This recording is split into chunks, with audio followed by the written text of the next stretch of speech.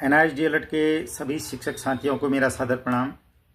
साथियों, आप द्वारा एक जानने की इच्छा यह कि एनआईएस डीएलएड का मामला जो संसद में उठा था, जो संसद के लोकसभा सत्र में प्रश्न आप लोगों के माध्यम से, सोशल मीडिया के माध्यम से आया होगा, वो कैसे आया, अर्थात वह राष्ट्रपति महोदया को संबोधित प्रश्न थे, जिसमें कुछ प्रश्नों को करते हुए खेद व्यक्त किया गया था तथा वे प्रश्न लोकसभा स्पीकर के समक्ष क्यों नहीं रखे गए। इन बातों को समझाने से पूर्व मैं आपको संसद में जो प्रश्न उठाने के तरीके हैं उन पर थोड़ा प्रकाश डालना चाहता हूं। जब नए लोकसभा के सदस्यों का चुनाव होता है, वो अपनी ओथ लेते हैं। शपथ लेने के उपरांत महामहिम राष्ट्रपति महोदया द्वारा एक अभिभाषण होता है। उस अभिभाषण में सरकार की आगे की क्या कार्य योजनाएं हैं, किन किन मुद्दों पर उन्होंने कार्य करना है, आदि आदि विषयों का उल्लेख रहता है। वो जो कार्य योजनाएं हैं वो शिक्षा से संबंधित, परिवहन से संबंधित, रेलवे से संबंधित आदि समस्त मुद्दों पर चर्चाएं होती हैं। शायद आप लोगों ने, सभी ने वो सुना भी होगा। जब इस दरमियान में संसद का सत्र चलने वाला था तो विपक्ष के व पक्ष के कई सांसदों से मैंने संपर्क किया, उनसे राय मशवरा की, सलाह किया कि हमारा ये एनआईएस डीएलएड का जो मामला है इसका निदान कैसे होगा, इसको मान्यता से संबंधित जो दिक्कतें, कानूनी दिक्कतें आ रही हैं उसका समाधान कैसे होगा। पक्ष के जो सांसद थे अर्थात एनडीए घटक दल के जो सांसद थे, उनके द्वारा कहा गया कि आप धैर्य रखिए, हम जल्दी ही इसके लिए निराकरण करेंगे, इसका निराकरण करेंगे और आपका जो ये मामला है, कानूनी दिक्कतें हैं, इसका हम समाधान करेंगे। पर विपक्ष के जो सांसद थे उनसे संपर्क करने पर उन्होंने भी अपनी तरफ से इसको संसद में उठाने के लिए बातें बताई, जिनमें से उन्होंने प्रथम जो राष्ट्रपति का जो अभिभाषण होता है उसी में उन्होंने कहा कि सबसे पहले हम इसको राष्ट्रपति अभिभाषण में ही, अगर उन्होंने जो आगामी कार्य योजना में इसको सम्मिलित नहीं किया या एनआईएस डीएलएड के इस प्रकरण को चर्चा नहीं की, तो हम उस पर भी प्रश्न करेंगे कि भाई आपने जो अपना अभिभाषण दिया, जो कार्य योजना बताई, उसमें एनआईएस डीएलएड के लाखों जो बच्चे थे उनके भविष्य के विषय में आपने चर्चा क्यों नहीं करी। अभिभाषण राष्ट्रपति का होने के उपरांत उसमें एक धन्यवाद प्रस्ताव आता है, जो कि अक्सर पक्ष के जो लोग कहते हैं उसमें महामहिम के उस अभिभाषण की तारीफ करते हैं, तथा विपक्ष के जो लोग जिनको उसमें कमियां नजर आई, जिन जिन मुद्दों को उसमें नहीं छुआ गया या जिनकी चर्चा नहीं हुई, वो उसका उल्लेख करने के लिए महामहिम से अपना लिखित रूप में प्रश्न करते हैं। यह अभिभाषण कब होता है?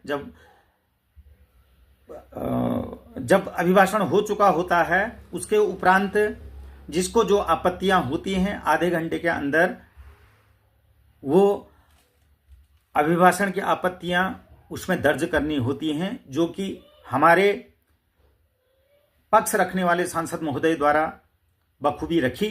उन्होंने जो हमारा मिनिमम क्वालिफिकेशन का जो डीएलएड एनआईएस का हमको करवाया गया था, सेक्शन 23 के सब सेक्शन 2 आरटीए एक्ट के तहत जो प्रशिक्षण दिया गया था उसका उल्लेख किया कि भाई आपने लाखों लोगों के भविष्य को क्यों ध्यान में नहीं रखा गया है, इनका जो गजट राजपत्र नहीं बना था उसका उल्लेख क्यों नहीं किया गया है। ये तो कार्रवाई रही जो आज तक अभी हमने किया है। संयोग से वह जब हमारा 28 तारीख को उसमें चर्चा होनी थी, उस दिन आपने देखा है संसद का सत्र चल नहीं पाया। कुछ नीट के मैटर में गहमागहमी हुई, तकरार हुई, इस वजह से सत्र चल नहीं पाया, जो कि सोमवार तक के लिए स्थगित किया गया है। सोमवार को अर्थात 1 तारीख को माननीय संसद महोदय को ये चीज़ और विस्तार से समझानी है कि इसमें आपको लोकसभा के पटल पर इस बात को कैसे रखना है, जो कि पूर्व में भी समझाई जा चुकी हैं। फिर भी अभी और आज का दिन है जो कि हम उनको अच्छे से समझाएंगे। और मुझे पूर्ण विश्वास है कि यदि लोकसभा का सत्र सौहार्दपूर्ण चला तो जरूर ये हमारा मुद्दा संसद में गूंजेगा और उसका निराकरण भी होगा। यद्यपि राष्ट्रपति महोदय का उत्तर आना शेष है, उनके द्वारा उसका जवाब दिया जाएगा, वो भी आप लोगों के समक्ष प्रस्तुत करूंगा। लेकिन अभी अब जो अगला प्रश्न होगा वो लोकसभा स्पीकर के समक्ष होगा कि भाई आपके द्वारा इसी पटल पर संसद में हमारी बात को रखा गया कि जो अनटेंड टीचर हैं उनको टेंड करने का प्रस्ताव बिल पास हुआ। बिल पास होने के बाद जो भी उसकी प्रशासनिक कार्यवाहियां होनी चाहिए थी वो राष्ट्रीय अध्यापक शिक्षा परिषद एनसीटी द्वारा पूर्ण नहीं की गई है। तो लिहाजा आप इसमें दखल दीजिए और इस कार्य को अविलंब पूर्ण कीजिए।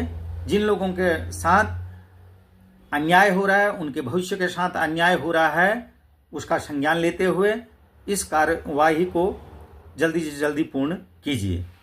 एक बात। दूसरी बात, आप लोगों के द्वारा इस बीच मुझे कई लोगों के फोन आए कि विशेषकर उसमें केवीएस के और अन्य राज्यों के कि भाई आप धरना प्रदर्शन में दिल्ली में आइए।